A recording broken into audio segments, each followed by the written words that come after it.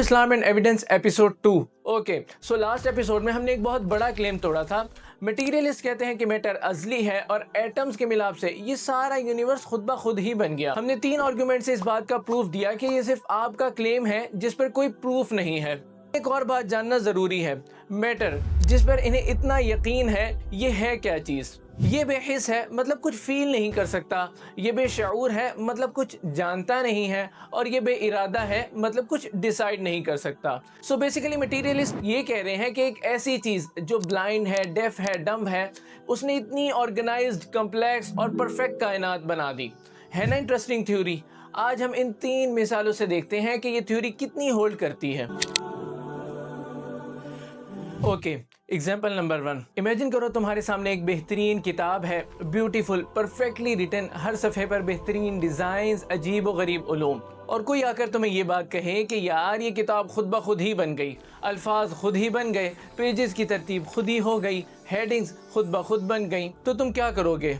यकीनन उस बंदे को गौर से देखोगे और लोगों को बताओगे कि भाई एक जहनी मरीज़ खुला घूम रहा है, क्योंकि कोई अक्लमंद भी ये बात नहीं मानता। हर कोई जानता है किताब का कोई ऑथर ज़रूर है। अब ज़रा इस कायनात को देखो जो उस किताब से करोड़ों गुना ज़्यादा कम्प्लेक्स है, और मटीरियलिस्ट कहते हैं कि ये कायनात खुद ब खुद ही वजूद में आ गई। भाई जो लॉजिक आप उस बंदे पर लगा रहे थे वही लॉजिक मटीरियलिस्ट पर फिट क्यों नहीं बैठती?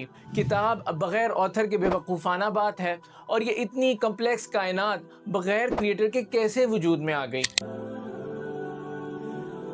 Okay, example number 2। तुम एक शानदार पैलेस में दाखिल होते हो, फर्श पर खूबसूरत कालीन, ऊपर बाला खाने, हर कमरा परफेक्टली डिज़ाइन है, और कोई शख्स आकर तुम्हें ये कहे कि यार ये पैलेस खुद ब खुद ही बन गया, ईंटें खुद उड़कर आईं, खुद जुड़ गईं, छत खुद आकर बैठ गई, कोई आर्किटेक्ट नहीं था, कोई इंजीनियर नहीं था, तो शायद आप मुस्कुराकर यही कहेंगे कि भाई आपने कोई एआई की वीडियो देख ली है, आपको हकीकत जानने की ज़रूरत है। लेकिन यही बात जब कायनात के बारे में कही जाती है कि ये सब खुद ब खुद ही बन गया, जहाँ सूरज, चाँद, सितारे, ज़मीन सब कुछ एक परफेक्ट सिस्टम में चल रहे हैं, तो यही लोग कहते हैं कि हाँ यार ये तो आपने बड़ी साइंस की बात की है, ये तो बड़ी लॉजिक की बात है। ज़रा उस वक्त भी अपने दिमाग का मुआवजना कर लेना चाहिए। जब एक पैलेस बग़ैर आर्किटेक्ट के नहीं हो सकता, तो ये इतनी कम्प्लेक्स कायनात बग़ैर क्रिएटर के कैसे वजूद में आ गई? Okay, example number 3।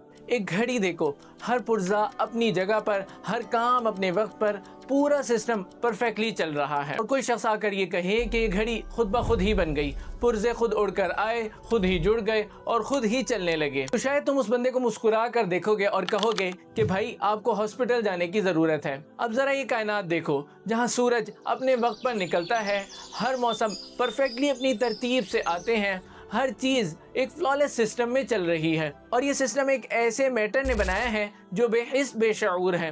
क्या ऐसी बात करने वाले को भी मेंटल स्पेशलिस्ट को नहीं दिखाना चाहिए? जब एक घड़ी बगैर वॉच मेकर के नहीं हो सकती, तो ये कायनात बगैर क्रिएटर के कैसे वजूद में आ गई? तो तीनों मिसालों से एक ही बात निकलती है, एक किताब मांगती है ऑथर, एक पैलेस मांगता है आर्किटेक्ट, और एक घड़ी मांगती है वॉच मेकर, और ये पूरी कायनात जो इन सबसे ज़्यादा कम्प्लेक्स और परफेक्ट है वो मांगती है क्रिएटर, और वो क्रिएटर कौन है? वही अल्लाह है। अगले एपिसोड में हम एक बहुत ही मशहूर सवाल और उसके बेहतरीन जवाब के साथ आपसे मिलते हैं।